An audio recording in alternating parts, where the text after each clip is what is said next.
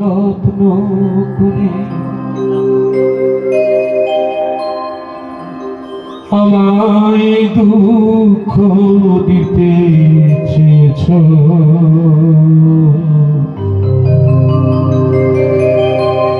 দিতে পারোনি,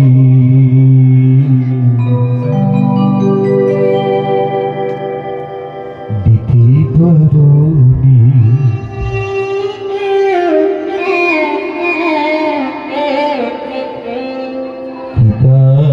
জবাব দেবে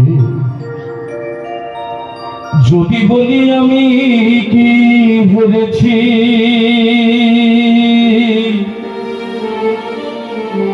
তুমি অতি একটু হারুনি,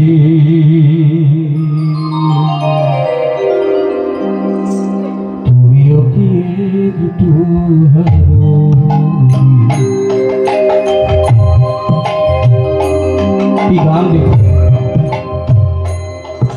এই গানটা যিনি রচনা করেছিলেন প্রয়াত পুলক বন্দ্যোপাধ্যায়, আর যিনি গানটা লিখেছিলেন যিনি গেয়েছিলেন, যিনি রচনা করেছিলেন পুলক বন্দ্যোপাধ্যায়, সতীনী নীলকমল, আর যিনি গেয়েছিলেন মান্নাদি। ভাষাটা দেখুন, এই মান্নাদি এই গানটা গাইলে তুমি অনেক যত্ন করে আমায় দুঃখ দিতে চেয়েছ, দিতে পারোনি, তার জবাব দেবে যদি বলি আমি কি হেরেছি, তুমি একটু হারুনি, তুমি একটু হারুনি। দাই গৌর হরি হরি বল হরি বল।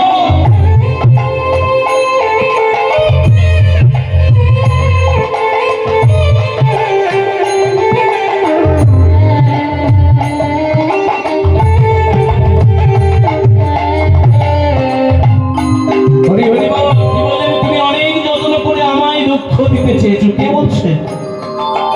জীবাত্মার ভিতরে যে পরমাত্মা আছে। কি বাবা, তুমি আমায় এত কষ্ট দিতে চেয়েছো কিন্তু আমায় দিতে পারোনি। সময় যখন হয়েছে তখন আমি তোমায় ছেড়ে চলে গেছি। কি সবুজ পাতাকে ছিঁড়ে ফেলেছো,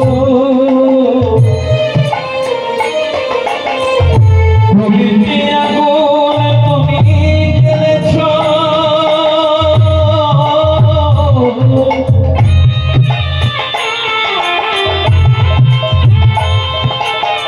সবুজ পাতাকে ছিঁড়ে ফেলেছো, প্রকৃতি আগুন তুমি জ্বেলেছো, ফাগুনের গান তুমি গাওনি, ফাগুনের গান তুমি গাওনি, তার জবাব দেবে যদি বলি আমি কি হেরেছি,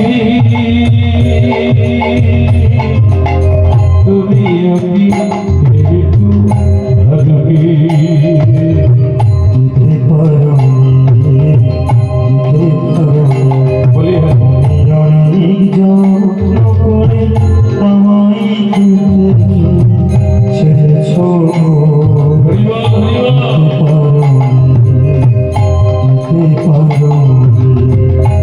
ভাষা দেখো।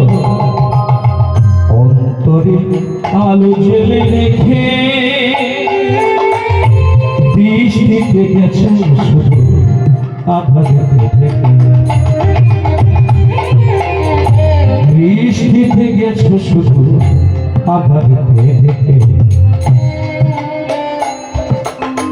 নিজেকে প্রশ্ন করে দেখো না, নিজেকে প্রশ্ন করে দেখো না, রাধে গান তুমি আর লিখো না, নিজেকে প্রশ্ন বলে দেখো না জানি না তুমি আইতো না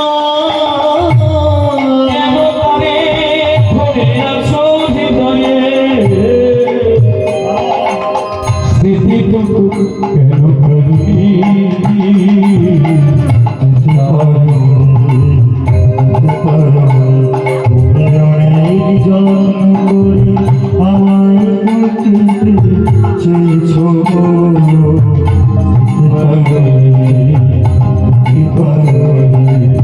দিতে পারি ভক্তমন্ডলী ভক্তিমতী মায়েরা মহাজন বললেন সবুজ পাতাকে ছিঁড়ে ফেলেছে। যখন আমার ডাকার সময় ছিল তখন আমি ডাকিনি, সেই সময়টুকু আমি সরিয়ে দিয়েছি। তাই বললেন সবুজ পাতাকে ছিঁড়ে ফেলেছে, কুলেতে আগুন তুমি জ্বেলেছো। বাবা মার কথা শোনে না এমন এমন ছেলে তৈরি হয়েছে।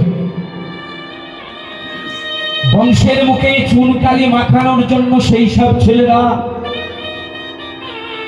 অন্যায় করে অসৎ পথে চলাফেরা করছে। তাই বললেন কুলেতে আগুন তুমি জ্বেলেছ, আগুনের গান তুমি গাও। কত সুন্দর ভাষা দেখো। যিনি গানটা রচনা করলেন পুলক বন্দ্যোপাধ্যায়, তিনি চলে গেলেন। কি গান সব রচনা করলেন। যখন এমন জীবনটা মনে হয় ব্যক্ত জনা ভাবি গঙ্গায় ঝাঁপ দি রেলের লাইনে মাথা রাখি যেন হঠাৎ বলে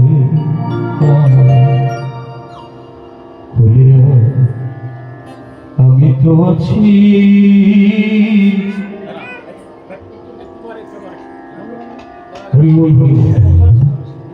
যিনি দেখুন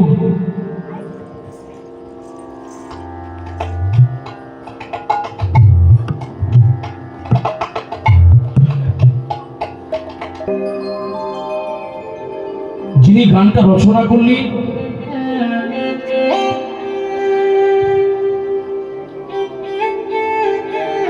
কতটুকু মনে রাখতে হবে দেখবে। শিল্পীর মনে যে ব্যথা, যে যন্ত্রণা, মায়ের স্মরণ নিতে নিতে তিনি গঙ্গায় কি ভাষা দিন।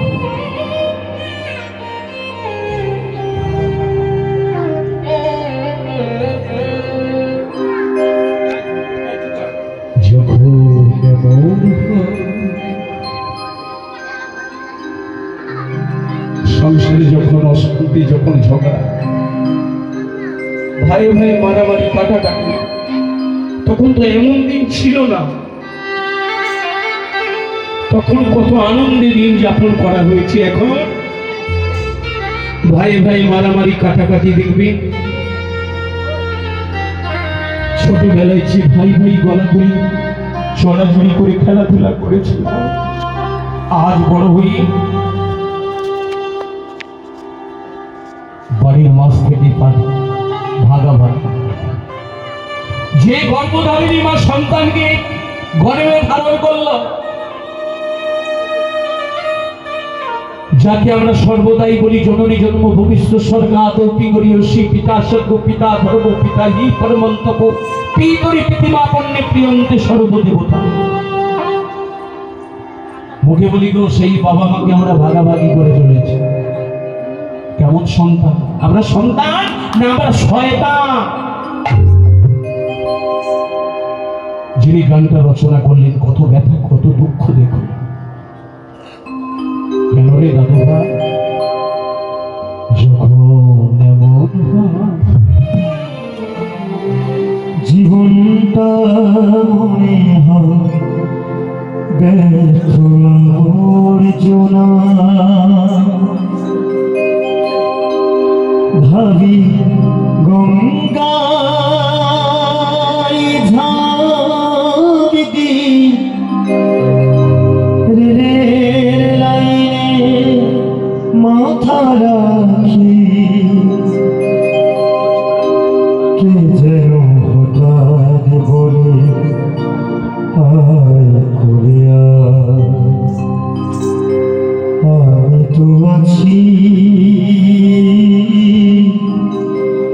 ভুলিটাকে মা বিদায় গৌর হরি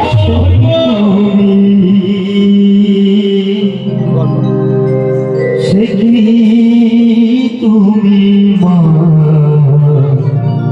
সে কি তুমি যখন মন হয় জীবন মনে হয় ব্যর্থ আবর্জনা ভাবি গঙ্গায় ঝাঁপ দিই রেলের লাইনে মাথা রাখতে কে যেন হঠাৎ বলে আমি তো আছি ভুলে থাকি মা গো সে কি তুমি সে কি তুমি যখন মন হয় জীবনটা মনে হয়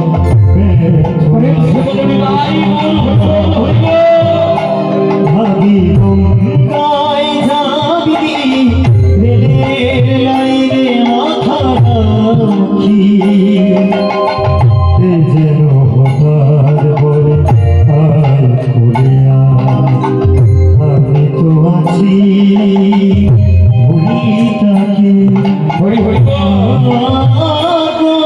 সে কি তুমি সে কি তুমি মা সে কি তুমি হরি বল হে ভক্তমন্ডলী ভক্তিমতী মায়েরা ভাবুক কবি যে কল্পনা নিয়ে কলমটা ধরেছিলেন এক ভাবের কল্পনা না বাবা ভাষা তারপরে দেখলুন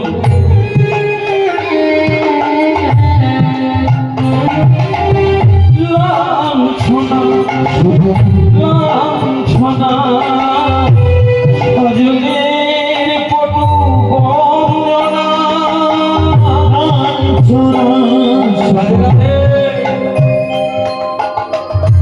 কার কথা বল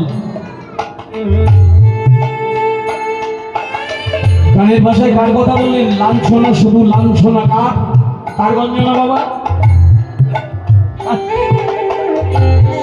একটা কথা মনে রাখবেন আমার মায়েদের যে ক্ষমতা আছে বাবাদের সে ক্ষমতা নেই মায়েরা যদি মনে করে বাবাদের ঊর্ধ্বে তুলে দিতে পারবে আর যদি মায়েরা মনে করে বাবাদের নিচে নামিয়ে দেবে দিতেই পারে তাই বললেন কি বললেন লাঞ্ছনা শুধু লাঞ্ছনা সজনের বঞ্চনা দিন রাত ঘুরে ঘুরে যখন সারাটা গায়ে আগুন জ্বলে কে যেন হঠাৎ বলে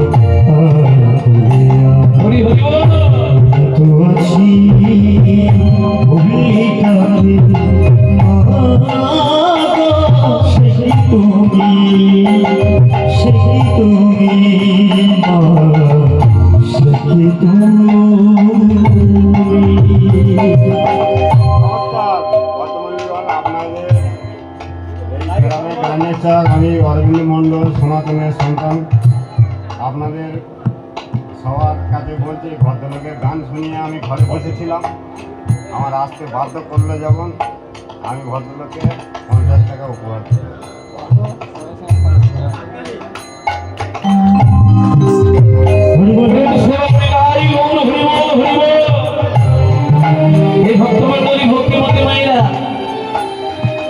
একটা কথা জানবেন শাস্ত্র বললেন মায়েরা যদি কৃপা করে বাবাদের তাহলে আমার বাবারা এগিয়ে যেতে পারবে জীবনে মরণে, যদি না কৃপা করে। তাই বললেন লাঞ্ছনা, শুধু লাঞ্ছনা, স্বজনের কত বন্ধন। দিন রাত ঘুরে ঘুরে যখন সারাটা গায়ে আগুন জ্বলে, কতটুকু ব্যথা দেখো। ব্যথা না হলে সহজে প্রকাশ করা যায় না। হ্যাঁ, পেন যতই ভালো থাকুক না কেন বাবা, কি কালিটা সহজে ভালো হবে না, পেনটা যদি না ভালো করে ধরা যায়। হরি হরি বল। আমার চন্দ্র শশী দেবীর দশাটা তদ্রুপ হয়ে গেল। কি হলো? জমিদারি করতে করতে হঠাৎ এমন একটা দিন এলো, জমিদার মারা গেলে। ওগো দয়াময়, ওগো দয়াময়,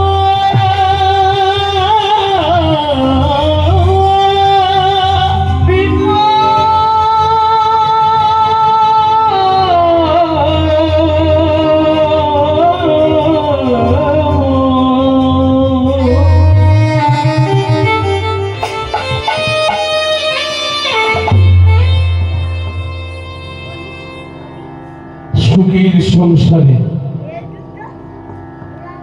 হঠাৎ যেন বজ্রপুরি যেন ছিন্ন ভিন্ন করে ছেড়ে দিলে। চন্দ্র শশী দেবী ছুঁইতে পারে না। ওমা দেখবে,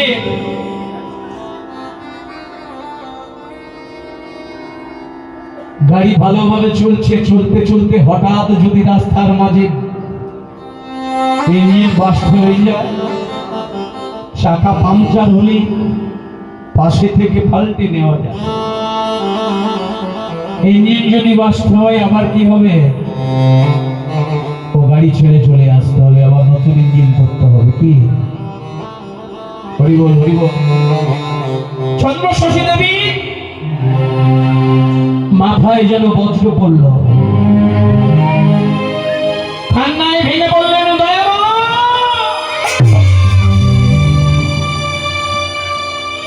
কি এমন অপরাধ করেছি বলো প্রভু,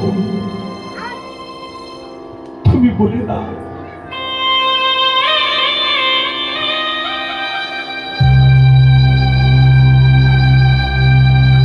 স্বামীর বিয়োগ বিচ্ছেদ সইতে না পেরে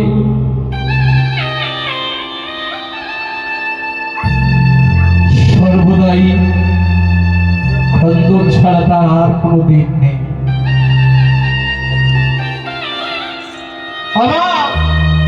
শাস্ত্র বললে শ্রী শ্রী পরম পুরুষ অনুকূল চন্দ্র ঠাকুর বললেন, যে মায়ের স্বামী নেই সে মায়ের ইহ জগতে সুখ শান্তি বলতে কিছুই নেই।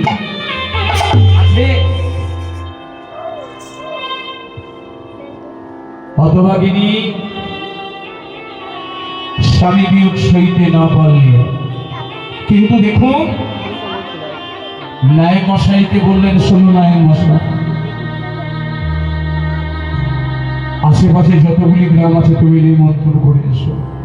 কাছে দুঃখ আছে ভিতরে,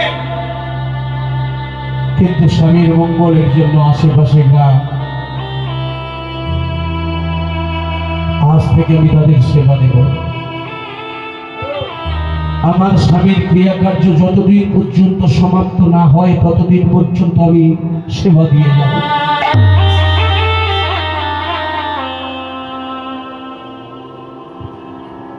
ন্যায় মশাই আশেপাশে গ্রামে নিমন্ত্রণ করতে গেলেন। এই ভক্তমন্ডলী ভক্তিমতী মায়েরা, গ্রামের লোক সবাই ধীরে ধীরে আসছে। এসে জমিদারকে নিয়ে শ্মশানে গেলেন, ক্রিয়াকর্ম করলেন। কিন্তু আরো শেষ ক্রিয়া তো বাকি আছে। যতদিন পর্যন্ত শেষ ক্রিয়া সমাপ্ত না হয় ততদিন পর্যন্ত আশেপাশে গ্রামের লোককে নিমন্ত্রণ করেছে খাওয়া দাওয়ার জন্য। আশেপাশে গ্রামের লোকেরা আসছে, কিন্তু দেখতে দেখতে চন্দ্রশশী দেবীর স্মরণ হলো, মনে পড়লো আমি সমস্ত গ্রামের লোক দেখতে পাচ্ছি, কিন্তু ওপাশে ওই ব্রাহ্মণ পাড়ার লোকেরা আসছে নাকি? ব্যাপারটা কি হলো? নায়েব মশাইকে ডাকলেন, নায়েব মশাই, ও নায়েব মশাই, বলুন গিন্নিমা। আচ্ছা, লক্ষ্য রেখেছো আশেপাশে গ্রামের লোক আসছে বটে, কিন্তু ব্রাহ্মণ পাড়ার কেউ আসছে না, কারণটা কি? নায়েব মশাই বলছে, গিন্নিমা আমি তো নিমন্ত্রণ করে এসেছি, বলে এসেছি ভালো করে, কিন্তু ওরা আসছে না কেন? বলছে জানি না গিন্নিমা। আরে যাও, চলে যাও, ওদের নিয়ে এসো। গিন্নিমার আদেশে ধীরে ধীরে সমস্ত ব্রাহ্মণ পাড়া যারা মুরব্বী, যারা বড়, যারা পাণ্ডিত্য করে, তাদেরকে নিয়ে এলেন গিন্নিমার কাছে, চন্দ্রশশী দেবীর কাছে। চন্দ্রশশী দেবীর কাছে এসে বলছে, গিন্নিমা আপনি ডেকেছেন? বলছে হ্যাঁ। আচ্ছা বাবাজি, আপনারা কেন আসেননি? বলছে দেখুন গিন্নিমা, আপনি কিছু মনে করবেন না, আপনার স্বামী বিয়োগ, আর এই স্বামী বিয়োগের মুহূর্তে আমরা আবার কিছু যে বলবো আপনি দুঃখ পাবেন তা হয় না। আরে দুঃখ কেন, আমি তো আনন্দে আছি, আমার স্বামীর সুখের জন্য, শান্তির জন্য আমি আশেপাশে 10টা কেন 20টা গ্রামের লোক সেবা দেব, যাওয়ার ক্ষমতা আছে, কিন্তু সময় আসছে আপনারা আসছেন না, কারণটা কি? বলছে দেখুন গিন্নিমা, আমরা সহজে কিন্তু ওই যেখানে পেটের ক্রিয়াকর্ম হয়, কথাগুলো বোঝার চেষ্টা করবেন। অনেকে মনে করে যে শ্রাদ্ধ বাড়িতে আমরা খাবো না, কিন্তু না, যেখানে পেটের ক্রিয়াকর্ম হয়, ভেবে দেখুন, বিবাহ বাসরিক বিবাহ ক্ষেত্রে কিন্তু পেটের ক্রিয়াকর্ম হয় না বাবা? ওখানে পর্যন্ত জল স্পর্শ করা চলে না। কাদের? যারা রাগমার্গের দীক্ষা, যারা বড় বৈষ্ণব। শুধু তাই নয়, অনেক বাবা আছে দীক্ষা না নিয়েও তারা শ্রাদ্ধ বাড়িতে সেবা করে। কি বাবা? গিন্নিমা তো জানে না। বলেন কেন? কারণটা কি বলেন দেখুন গিন্নিমা। কারণটা হলো কি জানে? কারণটা হলো যেখানে পেটের ক্রিয়াকর্ম হচ্ছে, রন্ধন করার পরে আপনি ওইসব খাদ্যবস্তু পেটকে উদ্দেশ্য করে দিচ্ছেন, তারপরে আপনি নিমন্ত্রণ ব্যক্তিকে সেবা দেবেন, তাই তো বাবা? হ্যাঁ, তাহলে ভূতকে সেবা দিয়ে তারপরে আমাদের দেবে। আমাদের ভিতরে ভগবান তো বিরাজ করছে, কি তাই তো? তাহলে ভূতকে সেবা দিয়ে ভগবানকে সেবা দেবো কি করে? এটা হতে পারে না। যারা ভগবানকে সেবা না দিয়ে সেবা করে তারা সেবা করতে পারে। যারা ভগবানকে, যারা গুরুকে সেবা না দিয়ে সেবা করে তারা সেবা করবে, কিন্তু যারা গুরু গোবিন্দকে সেবা দিয়ে সেবা করে তারা সেবা করবে। গিন্নিমা তো কোনো কথা বলতে পারলে না, তাহলে কি হবে? বলছে তাহলে শুনুন গিন্নিমা, সেবা করতে পারা যায় এই 12 দিনের পরে আরো 29 দিন, 12 পরে 29, তাহলে যোগ করলে কত হবে বাবা? 41 দিন। এই 41 দিনের দিন আপনি একটা কাজ করুন, বাড়িতে আপনি মহোৎসব করুন, দেখবেন অনেকের এই বাহ্যিক জগতে অনেকের ছেলেরা অন্য ধর্ম গ্রহণ করেছে। পিতামাতা যদি মারা যায় তারা কেবল পিতামাতার উদ্দেশ্যে মৎসব করে, তারা ওই ভূতের শ্রাদ্ধ করে না। অপরাধ নেবেন না, শ্রাদ্ধ মানে শ্রদ্ধা, শ্রদ্ধা থেকে শ্রাদ্ধে ব্যাপারটা এসেছে, কি বাবা, তাই তো? কিন্তু দেখুন, এই যে মহোৎসব মানে মহা উৎসব, আর যিনি কর্ম করবে কি? পরম বৈষ্ণব, যার ক্ষমতা আছে। দেখবে ব্রাহ্মণ, অপরাধ নেবেন না যদি থাকে, ব্রাহ্মণের যে ক্ষমতা তার চতুর্গুণ ক্ষমতা বৈষ্ণব। ঠিক চতুর্গুণ বলে শতগুণ, কেননা তিনি সমস্ত কিছু পারে, তার ক্ষমতা আছে। পরম বৈষ্ণব যিনি মারা গেলে পড়ানো হয় কি, আর এখন দেখুন ব্রাহ্মণ মারা গেলে কাঁড়ি কাঁড়ি তুলসী গাছ রেখে দিয়েছে, বলে ওর উপরে দিয়ে শ্মশানে নিয়ে যায়। হরিবল হরিবল, যত দিন আসে না তত কত রকমের নিয়ম যে বের হয়ে আসে জানি। আর একটা কথা মনে করিয়ে দিই, তখনকার দিনে একাদশীর সময় আমার ঠাকুরদা ঠাকুমারা রুটি খেত, ওটা আটার রুটি। কি বাবা, তখন খাওয়া হতো না, এখন রুটি চলবে না,